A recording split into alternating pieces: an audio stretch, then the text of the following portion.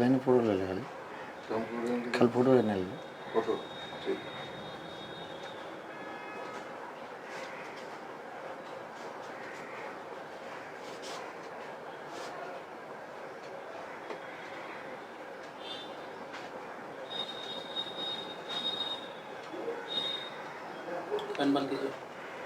पंखा बंद नमस्कार, मैं विकास कुमार और अभी हम मौजूद हैं AIMIM के प्राणपुर के लीडर शाह फैजल जी के साथ।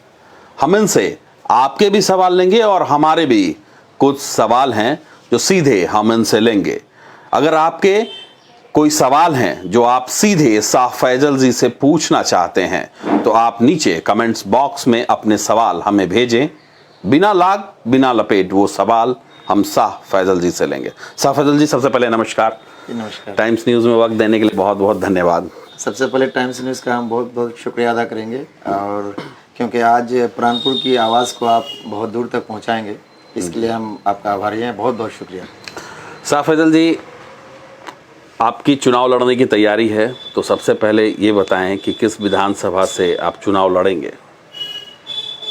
देखिए, हम जो है प्राणपुर विधानसभा से लगातार मेरी तैयारी चल रही है, और पार्टी जो है मुझे पूरा विश्वास है कि प्राणपुर विधानसभा से जो है पार्टी का जो निर्णय होगा वो अहम होगा, और मुझे उम्मीद है कि यहाँ के लिए जो है प्राणपुर विधानसभा से मुझे लड़ाई की।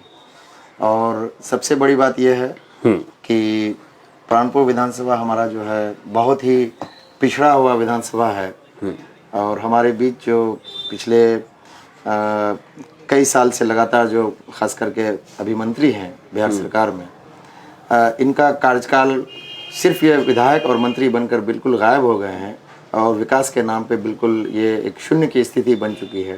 तो यहाँ के लोग अब सवाल खड़ा कर रहे हैं कि हमें स्थानीय विधायक और एक यहाँ का लोकल हमारी समस्याओं को सुनने वाला वैसा इंसान चाहिए जो हमारे बीच के बात लोगों तक पहुँचाए और विधानसभा तक पहुँचाए, बिहार सरकार तक बात पहुँचाए।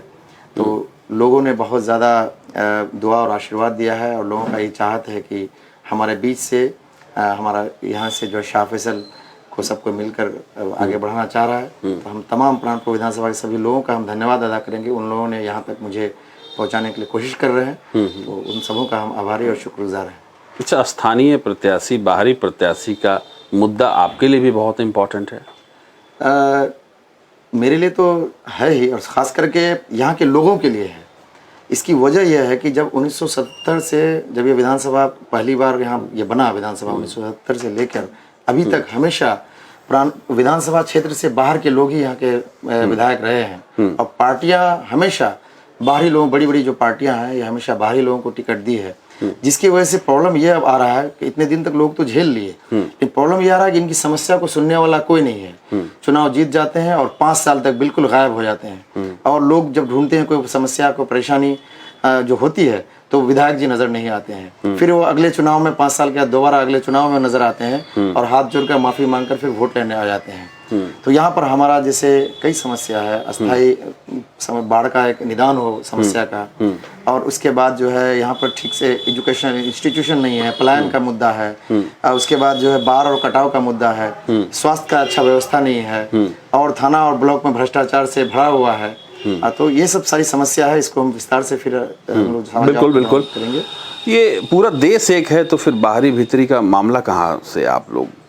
जी बिल्कुल, वही तो मैं कह रहा हूँ, ले आए हैं। ये ज्योग्राफिकली भी प्रॉब्लम है। अब जैसे देखिए, हमारे जो अभी वर्तमान विधायक हैं ये मनसाही साइड से हैं, और उनका विधानसभा से काफ़ी दूरी है। वो अब जैसे किसी के घर में अचानक आग लग गई, और या कोई अचानक कोई बड़ा मुद्दा हो गया, उसमें आना है तो वो आ नहीं पाते हैं, और जबकि जो लोकल लोग हैं वो तुरंत पहुंच जाते हैं, और समस्या का निदान, चाहे प्रशासन से अपनी बात रखनी हो, लोगों की बात को प्रशासन तक पहुंचानी हो, या यहाँ की बात को और दूर तक पहुंचानी हो, तो लोकल लोग ही हैं जो इस विधानसभा क्षेत्र के अंदर के लोग हैं, वो अपनी बात को रखते हैं और समस्या निदान करने की कोशिश करते हैं। लेकिन ये लोग तब आते हैं, जैसे हम लोग के यहाँ कहावत यह है कि जो जो एक्सीडेंट के वक्त जो पहुंचे, जो मेरा ये खासकर मेरा भी ये मानना है कहीं कुछ प्रॉब्लम हुआ, समस्या हुआ, उस वक्त अगर कोई पहुंचता है या तुरंत या उस 1-2 घंटे में पहुंचता है तो वो सही माने में लोगों से हमदर्दी रखता है। लेकिन कुछ लोग क्या होते हैं, जब घटना घटने के 2-3 दिन बाद तब आते हैं, तो वैसा सिंपैथी, वैसे सहानुभूति से कोई उसके समस्या का निदान नहीं हो पाता है। तो इसलिए बाहरी लोग हमेशा यही करते आए हैं। और ये लोग सिर्फ चुनाव जो नजदीक आता है, 1 महीना 1.5 महीना बचा हुआ रहता है, तब सारी समस्या को ये लोग हाईलाइट करते हैं। जो बेरोजगारी का मुद्दा, तो बाढ़ का मुद्दा, तो सड़क यहाँ पे खराब है। ये विपक्ष से भी मेरा ये सवाल है, जो पिछले 40 हज़ार वोट लेकर रहे हैं, इन लोगों का भी यही है कि वोट लेकर गायब हो गए हैं और ये बाहरी है।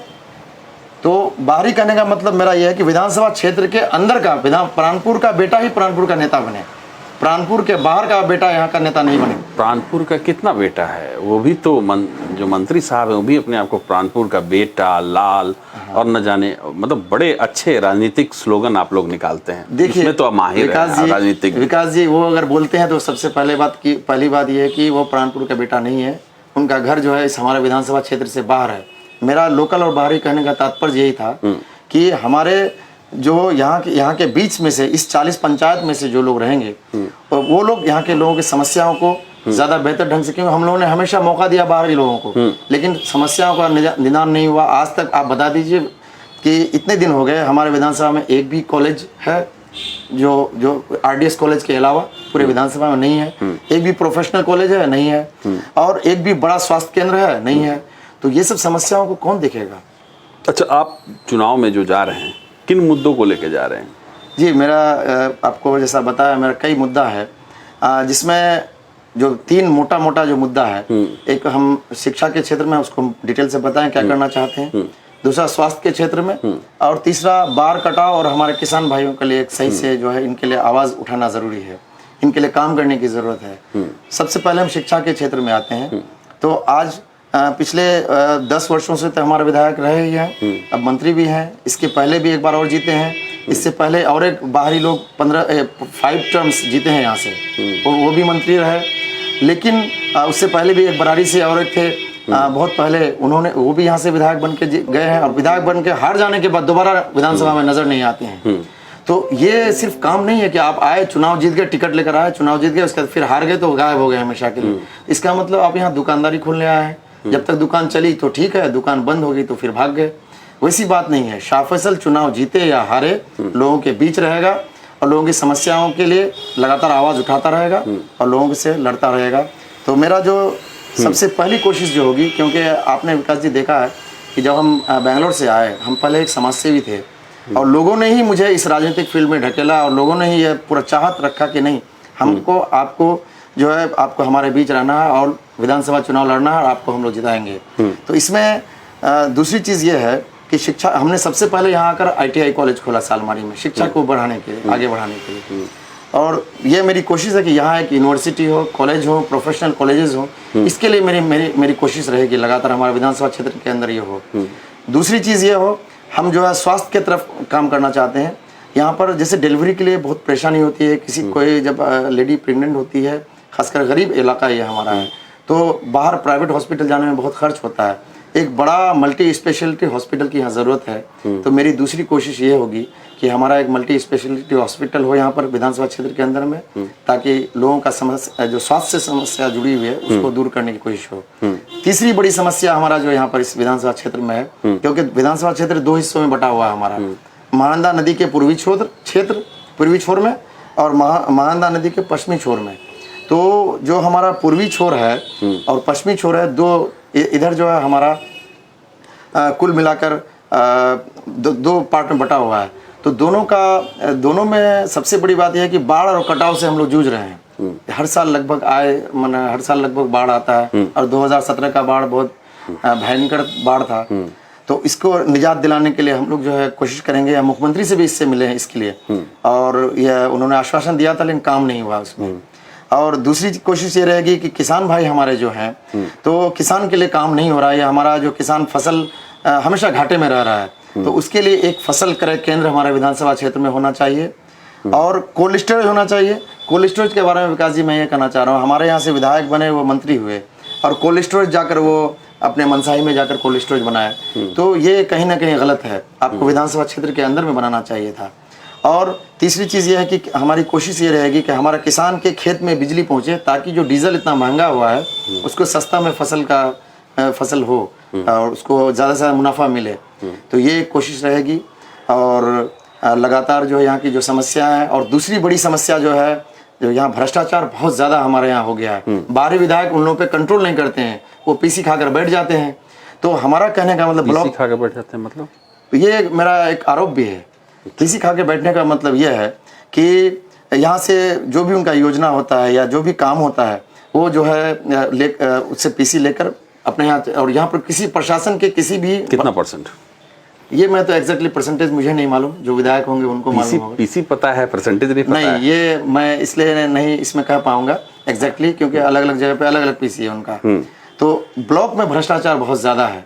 आजमनगर ब्लॉक हो, हमारा प्राणपुर ब्लॉक हो, और थाना में चाहे हमारा जो है थाना जो है सालमारी थाना हो, आजमनगर थाना हो, रोशना ओपी हो, चाहे हमारा प्राणपुर थाना है, ये यहाँ पर जो है कुछ लोग, मैं पुलिस के सभी पदाधिकारी को खराब नहीं मानता, लेकिन कुछ लोग भ्रष्ट पदाधिकारी जो है, ये लोग जो है बहुत ज़्यादा यहाँ के जनता का शोषण कर रहे हैं। बिना पैसे लिए एफआईआर नहीं करते हैं, और बिना पैसे लिए एफआईआर, कभी कभी पैसा लेकर एफआईआर को दबा देते हैं। तो ये सब समस्या है, तो इनके लिए आवाज़ उठाने के लिए कोई नहीं है। ये विधायक जो है गायब रहते हैं, तो इन पर दबाव नहीं बना पाते हैं, लोगों की आवाज़ को बुलंद नहीं कर पाते हैं। और आपने देखा होगा विकास जी, लगातार पिछले कई वर्षों से, पिछले 5, 6 साल, 7 साल कहिए, 12 वर्षों से मैं सोशल वर्क कर रहा हूँ। मैं सारी समस्याओं को देख रहा हूँ लोगों के बीच। इनकी आवाज़ को बुलंद करने के लिए मैं लगातार आवाज़ उठाता हूँ। तो लोगों ने एक जिम्मेदारी देने के बारे में सोचा है, मैं उसको स्वीकारता हूँ, और उनको मैं आग्रह करता हूँ प्राणपुर विधानसभा की सभी जनता से कि आप लोकल, मजबूत, शिक्षित ऐसे लोग को चुनिए जो आपके बीच में से हो, आपके समस्याओं में तुरंत जो पहुँचते हो उसको निदान करने के लिए, वैसे लोगों को चुनने की ज़रूरत है। शाह फैसल कौन है? शाह फैसल एक अदना सा इंसान है, और इनकी पढ़ाई इंजीनियर है, बेंगलोर से इंजीनियरिंग किया है। और उसके बाद फिर जो है शाह फैसल लगातार समाज सेवा की तरफ आकर्षित हुआ, मल्टीनेशनल कंपनी में काम भी कर चुका है ये। और फिर जो है ये लगातार 12 वर्षों से सोशल वर्क कर रहा है, समाज सेवा कर रहा है लोगों के बीच रहकर। आपको ये जानकर विकास जी खुशी होगी कि 2008 में पूर्व राष्ट्रपति डॉक्टर APJ अब्दुल कलाम साहब ने मुझे सम्मानित किया है। और फिर 2016 में तत्कालीन राज्यपाल बिहार के थे रामनाथ कोविंद साहब, और अभी भारत के राष्ट्रपति हैं, उनसे भी बिहार श्री जन सम्मान से सम्मानित होने का मौका मिला। और किरण बेदी जो पूर्व IPS है, जो पांडिचेरी की राज्यपाल रह चुकी हैं, तो उनसे भी सम्मानित होने का मौका मिला। तो शाह फैसल एक प्राणपुर का यहीं का बेटा है, और लगातार यहाँ के लिए समस्याओं के लिए जूझ रहा है, लड़ रहा है, और लोगों की एक आवाज़ बन रहा है। मेरा अगला सवाल, बीजेपी एक धर्म की वकालत करती है, आपकी पार्टी एक अलग धर्म की वकालत करती है, दोनों में अंतर क्या है? आपका सवाल बिल्कुल अच्छा सवाल है, लेकिन मैं इसका खंडन करता हूं, और जवाब में मेरा ये कहना है, सबसे पहले ओवैसी साहब जात पात की बात नहीं करते हैं, वो मजलूमों के लिए आवाज़ उठाते हैं, चाहे वो दलित हो, आदिवासी हो, चाहे मुस्लिम हो।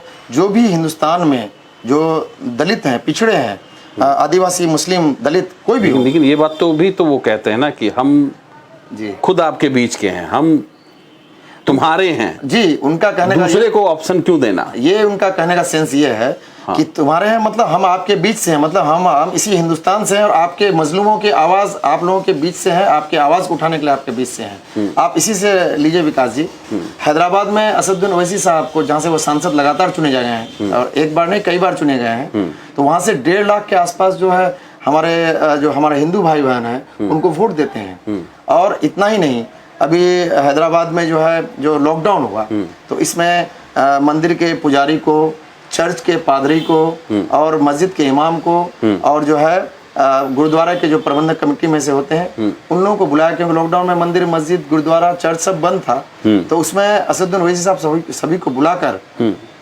एक इस कोरोना काल में उन्होंने सबको, क्योंकि जाना कि ये लोग ये सब जो है सैलरी वगैरह जो दी जाती है लोगों के ही मदद से दी जाती है, तो इनके परिवार को भी ऐसे लोगों को दिक्कत आ रही है, तो उनके लिए उन्होंने जो है सबसे पहला काम ये किया कि उनके लिए एक कोरोना किट दिया, फिर उनके लिए व्यवस्था किया अगले कई महीनों तक जो है उनका परिवार कैसे चले। तो सभी जाति धर्म वर्ग के इसको धर्मगुरुओं को लेकर उन लोगों को जो है सबसे पहला काम ये किया कि सभी को उन्होंने इस कोरोना काल में राशन पानी से लेकर हर चीज़ दिया। तो यहाँ बीच में मेरा ये कहना है कि कहाँ बीच में ये कोई जात पात आती है। वो हमेशा सबके लिए काम करते हैं ओवैसी साहब। हमारे बिहार के प्रदेश अध्यक्ष अख्तरुल इमान साहब हैं, ये भी हमेशा सबके लिए काम करते हैं। तो मैं इन लोगों का अगर दामन थामा हूँ तो मुझे खुशी है कि आज एक ऐसे ईमानदार और हिंदुस्तान के बहुत बेहतरीन लीडर जो कि सबकी आवाज़ को उठाते हैं। और सबसे बड़ी बात है कि ओवैसी साहब से जुड़ने का सबसे बड़ा मेरा ये मकसद ये है कि और मैं जो दामन थामा हूँ तो क्योंकि वो संसद में सीमांचल का स्पेशल स्टेटस की बात करते हैं। जो 371A के तहत उन्होंने सीमांचल का एक बिल को जो है संसद में रखा और सीमांचल को स्पेशल दर्जा दिलाने की बात वो कर रहे हैं और लगातार मेहनत कर रहे हैं। सीमांचल की बात को संसद में कर रहे हैं। जो हमारी बात करेंगे मैं उनके साथ हूँ, वो लगातार इसके लिए आवाज़ उठा रहे हैं। हमारी बात मतलब हमारे सीमांचल की बात, हमारी बात मतलब हमारे सीमांचल और हमारे विधानसभा क्षेत्र की। हमारी बात तो वो भी कहते हैं कि हमारी बात जी जो करे, हम तुम्हारे बीच के हैं, हम तुम्हारी आवाज़ उठाएंगे। दूसरों की तरफ क्या, वो तुम्हारे बीच का नहीं है। ये उनका रिकॉर्डेड स्टेटमेंट है ना। जी, तो वही मैं कह रहा हूँ ना, दूसरों की बात। तो AIMIM क्या मुस्लिमों की पार्टी है? नहीं, ये सबकी पार्टी है, सबके लिए, सबके वेलफेयर के लिए और सबके लिए ये काम करती है। तो ये भ्रम की स्थिति क्यों बनी? और दूसरी बात ये, ऐसा अगर होता, झारखंड में जो चुनाव लड़ा गया तो झारखंड में एक सरदार जी को भी टिकट मिला और अभी इस विधानसभा में भी देखिएगा इसमें अभी हमारी पार्टी से काफी भी दूसरे कम्युनिटी के लोग काफी लोग जुड़े हैं, आदिवासी से जुड़े हैं। आप मनिहारी सीट को जाकर देख लीजिए, इस बार विधानसभा चुनाव मनिहारी सीट भी लड़ा जाएगा। वहाँ पे जो है आदिवासी को टिकट कितने सीटों पे चुनाव लड़ेगी आपकी पार्टी कटिहार में? अभी तक बिहार में तो 50 सीटों पे अभी तक अनाउंसमेंट हुआ, 2 लिस्ट मिला है। कटिहार में अभी तक जो अनाउंसमेंट हुआ है दोनों ही इसमें लिस्ट में, जिसमें हमारा प्राणपुर है, बलरामपुर है, कदवा है, मनिहारी है, बरारी है।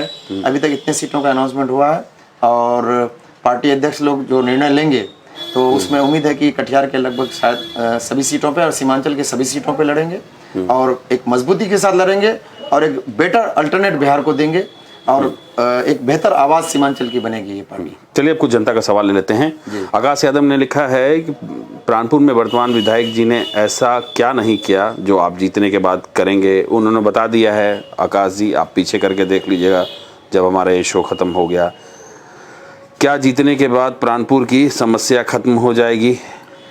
देखिए सबसे बड़ी मंसूर ने पूछा है। बिल्कुल, बहुत अच्छा सवाल है और ये कोई जादू मंत्र या ये नहीं है कि विधायक बनते ही छू मंत्र से सारा प्रॉब्लम सोल्व हो जाएगा।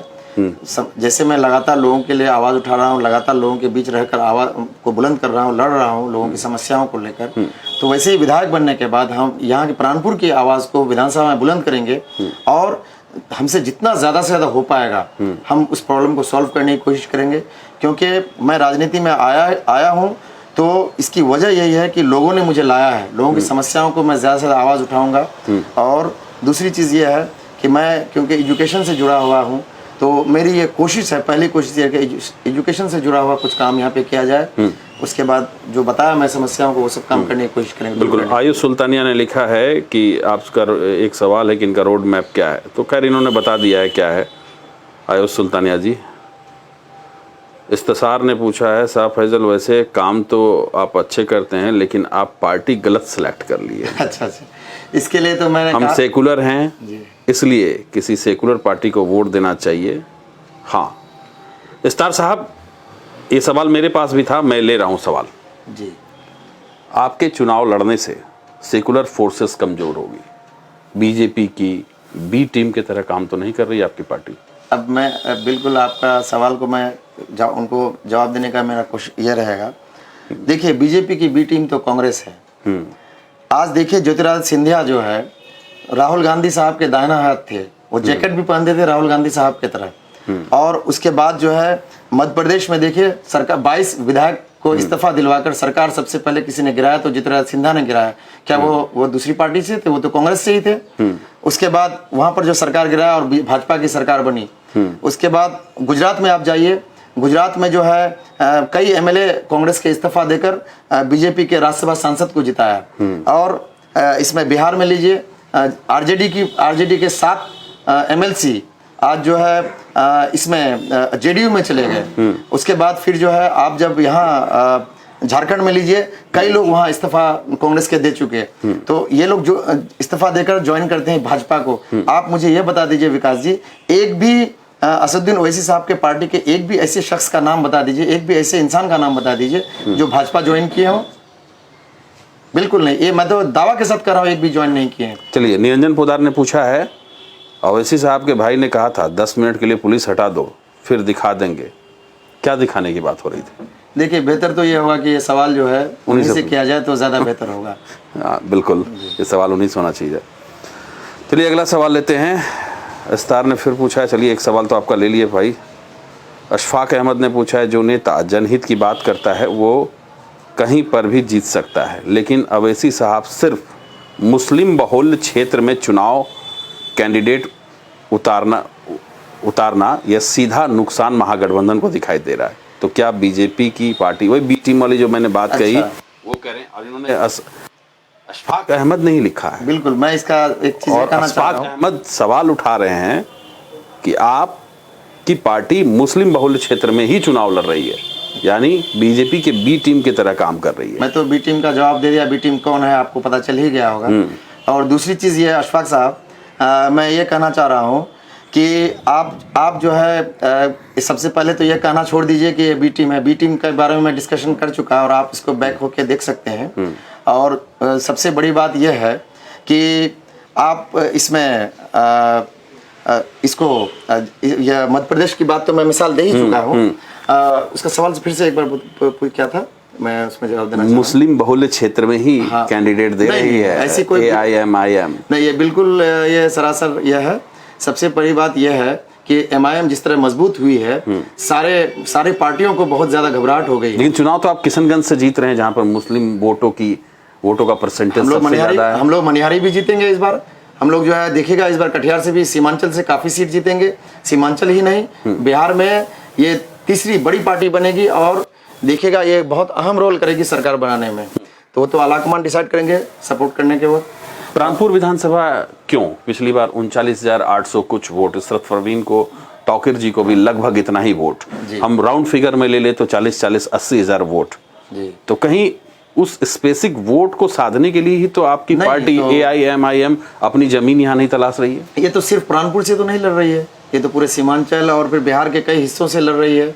दूसरी चीज, ये लोग लगातार जो है NCP 2 बार लड़ी और उसके बाद कांग्रेस भी लड़ रहा है, लेकिन किसी तरह से भी भाजपा को हरा नहीं पा रहा है। मुझे पूरा भरोसा है कि भाजपा को कोई हराएगा तो शाह फैसल हराएगा, MIM हराएगा। बिल्कुल। चलिए एक सवाल था, सरवन सन्यासी ने पूछा है, विधायक बनने के बाद क्या आप NRC का समर्थन करेंगे? देखिए, मैं तो लगातार NRC का विरोध कर रहा हूँ और शुरू से ही एक नहीं बल्कि 114 प्रोग्राम NRC के खिलाफ मैं किया हूँ। और हम लोग सालमारी में भी प्रोग्राम ऑर्गेनाइज किए थे, NRC के खिलाफ बहुत बड़ा प्रोग्राम ऑर्गेनाइज किए थे। ये एक भेदभावपूर्ण मुद्दा है और जो है बिल्कुल इसको हम लोग सिरे से खारिज करते हैं। NRC, CA और NPR के हम लोग खिलाफ हैं और ये विधायक बनने के बाद भी हम लोग इसको खिलाफ रहेंगे और मरते दम तक NRC के और इसके विरोध में रहेंगे। देखिए शाह फैजल साहब, हमारे जो दर्शक हैं वो एक बात इनकी बहुत अच्छी है, वो क्या, वो धर्म जाति के चश्मे वाले नहीं है, जो इन सबों से ऊपर है वो नहीं। अगला सवाल बहुत इंपॉर्टेंट है। फयाज अंसारी ने लिखा है, अवैसी की पार्टी सेकुलर अपने आप को कहती है। लिखा किसने है? फयाज अंसारी ने। तो सीमांचल के किशनगंज से किसी सीट से कोई हिंदू उम्मीदवार को लड़ाएगी या वो उम्मीदवार मुस्लिम ही होगा? देखिए, ये तो देखिए हम ये जो सवाल पूछे, सबसे पहले मैं फयाज साहब के सवाल का मैं जवाब दे रहा हूँ। फयाज साहब का ठीक है, उनका सवाल है, अच्छा है। टिकट किसको देना है नहीं देना ये पार्टी आलाकमान तय करती है। टिकट देने वाला मैं शाह फैसल नहीं हूँ। टिकट तो पार्टी का आलाकमान अख्तर उल इमान साहब डिसाइड करेंगे, आदिल हसन आज़ाद साहब डिसाइड करेंगे और क्या कहते हैं असदुद्दीन ओवैसी साहब डिसाइड करेंगे। जहां उनको बेहतर कैंडिडेट लगेगा, हम लोग जात पात के हिसाब से कैंडिडेट को नहीं दिया जा रहा है। जो कैंडिडेट बेहतर होंगे, जो उस क्षेत्र में लगातार लगे हुए हैं, वैसे लोगों को टिकट दे रही है और सभी जाति धर्म वर्ग के लोगों को टिकट दे रही है। आपको तो मैं मनिहारी का मिसाल दिया, आपको नरपतगंज का मैं मिसाल दे रहा हूँ। इस अलग अलग क्षेत्र में लगातार आप देख रहे हैं कि हर जाति धर्म वर्ग के लोगों को टिकट मिल रहा है। तो अभी झारखंड का मिसाल दिया, झारखंड में सरदार जी को टिकट मिला है, तो मिला था। तो ये अलग अलग, इसमें कोई ये नहीं है कि मुस्लिम को ही दिया जाएगा या हिंदू को, जहाँ पे जैसा जो मजबूत कैंडिडेट है उसको पार्टी टिकट देगी। फयाज अकरम ने पूछा है कि विकास भाई इनसे पूछिए, पार्टी का नाम ही यह दिखाता है कि यह जाति लिखा इन्होंने, धर्म विशेष पार्टी है जी। जो भारत के लिए सही नहीं है। एक बात है जी, हमें भारत के ऐसे ही मुसलमानों पर गर्व होता है जो आप पर सवाल खड़ा कर दे रहे हैं, जो उनका जो डाउट्स होता है, जो धर्म पर बांटने की कोशिश करते हैं, चाहे उनके ही समुदाय के क्यों ना हो, सीधा सवाल पूछते हैं और इन्हीं लोगों पर गर्व होता है। बिल्कुल, इसीलिए हम कहते हैं we the people of India, we the people of India and even we believe in we the people of India. हाँ, सवाल का जवाब इनका दीजिए। जो प्रियम्बल है और जो कॉन्स्टिट्यूशन ऑफ इंडिया है उसको हम लोग मानते हैं। आपको मैं इस सवाल का जवाब ये दे रहा हूँ कि आप जो है कह रहे हैं कि फैज साहब का सवाल क्या है फिर से? फयाज अकरम साहब का सवाल है कि आपकी पार्टी का नाम ही ये दर्शाता है कि ये धर्म विशेष पार्टी है। बिल्कुल, अब मैं ये चीज कहना चाह रहा हूँ, महाराष्ट्र में जो शिवसेना पार्टी का नाम शिवसेना है, लेकिन वो सभी लोगों को टिकट देती है, शिवसेना भी। नाम से आप उसको ये नहीं कह सकते। कहीं ना कहीं शिवसेना की भी आइडियोलॉजी वो हिंदू और हिंदुत्व, गाय और हिंदुस्तान वो है। तो वैसा अगर रहा है तो फिर अभी कांग्रेस और एनसीपी मिलकर, बीजेपी के तो कई नेता कहते हैं हिंदू, हिंदुत्व, हिंदुस्तान, गौ, वो तो क्लियर कहते हैं। बीजेपी क्या कहती है उस पर मुझे नहीं जाना है। हाँ। हमें क्या कहना, हमारी पार्टी क्या कहना, हमारी पार्टी सबके लिए काम करती है। और शिवसेना में लीजिए, आज कांग्रेस जो है और एनसीपी जो शिवसेना के साथ गठबंधन करके वहां सरकार बनाई है, तो पार्टी का नाम से जो है ये हमारे पार्टी में हर तरफ, आप ये देखिए उस पार्टी का काम क्या है। वो पार्टी किन किन लोगों को टिकट देती है? AIMIM जो है सभी जाति धर्म वर्ग के लोगों को टिकट देती है, इसलिए ये सार्वजनिक पार्टी है, सबकी पार्टी है और ये सबके लिए काम करती है, सबके हित के लिए काम करती है। लेकिन बार बार देखिए बहुत सारे सवाल इसी पॉइंट पर आ रहे हैं। कीजिए बहुत सारे कंफ्यूजन्स जी जो हमारे मुस्लिम भाई हैं, जो हमारे मुस्लिम दर्शक हैं, उनका है और अच्छा लगता है इन सवालों को देखकर। अब और एक बात देखिए, एक सवाल है जमाल शेख ने पूछा है, शाह फैजल जी से मेरा सवाल है कि अगर AIMIM अच्छी पार्टी है तो मुस्लिम बाहुल्य क्षेत्र से ही चुनाव क्यों लड़ रही है? इनको किसने कह दिया कि सिर्फ मुस्लिम बाहुल्य क्षेत्र से ही चुनाव लड़ती है? अभी जैसे 2 लिस्ट में 50 कैंडिडेट, 50 विधानसभा क्षेत्र का अनाउंसमेंट हो चुका है। आप मुझे ये बता दीजिए कि ये 50 सीट जो सिर्फ मुस्लिम बाहुल्य क्षेत्र से हैं। कितने हैं उसमें? अभी 50 सीट हैं। हम लोग फिर से मैं कह रहा हूँ कि हम लोग इस एंगल से कभी नहीं देखते हैं कि ये कौन मुस्लिम बाहुल्य क्षेत्र है कौन नहीं है। और दूसरी बात ये कह रहा हूँ कि अगर आपके जो हमारा समस्या खासकर सीमांचल, अच्छा आप ये बता दीजिए भाजपा ही आकर हमारे सीमांचल का कितना विकास कर दिया? हमारे सीमांचल की बात असदुद्दीन ओवैसी साहब करते हैं, तो मैं क्यों ना असदुद्दीन ओवैसी साहब के साथ जाऊं? शाह फैसल जो है जब लोगों के बीच राहत सामग्री बांट रहा था, 30,000 परिवार में बड़े पैमाने पर जब बांटा, 30,000 परिवारों को बांटा, तो 14,000 परिवार हमारे हिंदू भाई और आदिवासी भाई हैं, 16,000 मुस्लिम भाई हैं। तो कहाँ कहीं जात पात की बात रही? जो अच्छा समाज सेवक रहेगा, जो अच्छा नेता रहेगा, वो सबको लेके चलेगा। और हम लोगों का यही मोटिव है, सबको लेके चलना है और बेहतरीन काम करना है। और आपने देखा होगा, जब देखिए बात आप हिंदू मुस्लिम की नहीं है। अगर विकास जी आप पर कोई समस्या आएगी, आपके लिए अगर शाह फैसल आवाज उठाता है या ओवैसी साहब या अख्तरुल इमान साहब आवाज उठाते हैं, आदिल हसन आजाद साहब आवाज उठाते हैं, तो अब वो वहां पर ये कहेंगे कि ये हिंदुओं की पार्टी हो गई, या किसी इमरान साहब की आवाज को अगर उठाया जाएगा तो वहां पर अब कहेंगे नहीं ये मुस्लिम की पार्टी हो गई। नहीं, समस्याओं का समाधान के लिए जो आवाज उठाए और जो सबके, वही कह रहा हूँ, जिसकी समस्या जब उठेगी, जैसे अभी एक टाइम में विकास जी का प्रॉब्लम आया तो विकास जी के लिए आवाज उठाएंगे, दूसरे टाइम में इमरान साहब के लिए कोई प्रॉब्लम होगा तो उनके लिए हम लोग आवाज उठाएंगे। तो इसलिए सिचुएशन पे डिपेंड करता है। अब NRC का मुद्दा या CA या NPR का जो मुद्दा रहा, तो सबसे ज्यादा प्रभावित किया तो ये जात पात की बात तो बीजेपी करती है, तो उस मुद्दे पे वहां सबसे ज्यादा प्रभावित कोई हो रहे थे तो मुस्लिम हो रहे थे। मुस्लिम ही नहीं, कागज दिखाने की बात अगर हो रही थी, CAA तो बाद में लगेगा, पहले तो NRC लगेगा। NRC के कागज विकास जी को भी जमा करना है, अपना पूरा प्रूफ देना है कि आई एम इंडियन। इमरान साहब को भी जमा करना है कागज। नहीं, ये तो बात मैं भी जानता हूँ, मैंने तो अपने शो भी किया था, इसमें हमने बताया था कि वो सिर्फ मुसलमानों के लिए, पूरे भारतवासियों, ये आवाज सबके लिए उठा। चलिए एक स्थानीय समस्या है, उसको लेते हैं, आज का आखिरी सवाल लेते हैं और उसके बाद फिर हम आपसे एक सवाल लेंगे, उसके बाद हम अपना ये शो अंत करेंगे।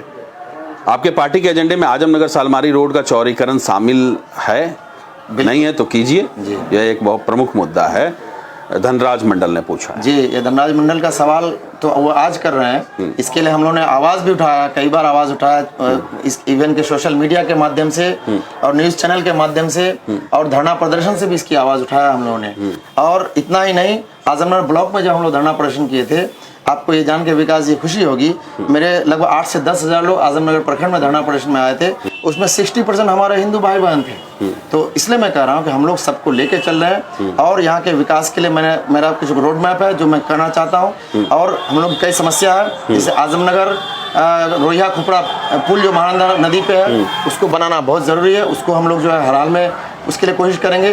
अब महानंदा नदी पे जो दुर्गापुर में जो पुल है, उसको हम लोग जो है कैसे उसका निर्माण हो, उसके लिए हम लोग कोशिश करेंगे। और नदी के उस पार जो है झव्वा गुठेली से लेकर लाभा तक जो हमारा बांध का पक्कीकरण होना बहुत ज़रूरी है, क्योंकि वो बहुत बड़ी समस्या है और लोगों को उस पर काम करने की ज़रूरत है। इसके अलावा आजमनगर जो गायघट्टा रोड है, ये लगभग 10 किलोमीटर रोड है। इस रोड को जो है हम लोगों को जो है इस पे काम करने की ज़रूरत है जी। इसके अलावा जो है जो आजमनगर सालमाड़ी रोड का चौड़ीकरण, ये मेरा मुख्य मुद्दा में से है। इतना ही नहीं, आजमनगर में जो मुख्य बाजार है वहाँ पर आप देखेंगे कि पानी है, हमेशा रोड में पानी रहता है। उसके लिए एक परमानेंट सोल्यूशन ये होगा कि ढक्कन बंद वाला नाला सिस्टम वहाँ होना चाहिए। उसके लिए हम लोग कोशिश करेंगे। और सालमाड़ी में भी पानी का समस्या, जल का समस्या सड़क पे रहता है, इसको भी दूर करने की कोशिश करेंगे। इसके अलावा जो मैं उसको बताया था किसान के लिए जो काम करना है, तो ये सारे जो डेवलपमेंट का, विकास का जो कार्य होगा, उस पर हम लोग लगातार काम करेंगे। और हम किसी को जिनसे जैसा हुआ, मैं दोष क्या दूँ ज़्यादा, मैं यही कहूँगा कि हमसे जितना जो कुछ हो पाएगा। और कहा भी जाता है कि खत के लिफाफे से मजमून का पता चलता है। शाह फैसल ने पहला काम बेंगलोर से आगे किया, तो सबसे पहले सालमाड़ी में ITI कॉलेज खोला, जो कि इस विधानसभा क्षेत्र के अंदर खोला।